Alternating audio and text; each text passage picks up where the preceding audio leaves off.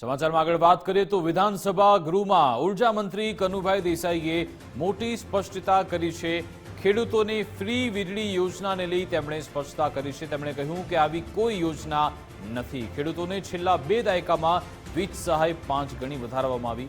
રાજ્યમાં ખેડૂતો માટે વીજ જોડાણની સંખ્યા 20 લાખ છે। વર્ષ 2002માં 6 લાખની સામે 14 લાખ ખેડૂત વીજ કનેક્શન આપવામાં આવ્યા। ખેડૂતોને વીજ જોડાણ સહાય માટે 2 વર્ષમાં 18,000 કરોડ ચૂકવવામાં આવ્યા। ખેડૂતોને વીજ કનેક્શન મુદ્દે ગૃહમાં ઉર્જા મંત્રી કનુભાઈ દેસાઈએ જવાબ આપ્યો હતો। આ અંગે જાણકારી આપશે સંવાદદાતા નિકુંજ જાની ફોનલાઈન પર જોડાઈ ગયા છે। જે નિકુંજ, આપના ધારાસભ્ય ઉમેશ મકવાણાએ વિધાનસભા ગૃહની અંદર આ સવાલ કર્યો હતો, જેનો જવાબ ઉર્જા મંત્રી કનુભાઈ દેસાઈએ આપ્યો છે કે ગુજરાતમાં ખેડૂતોને ફ્રી વીજળી આપવા અંગેની કોઈ યોજના નથી, પરંતુ છેલ્લા 2 દાયકામાં વીજ સહાયમાં 5 ગણો જે છે તે વધારો કરવામાં આવ્યો છે।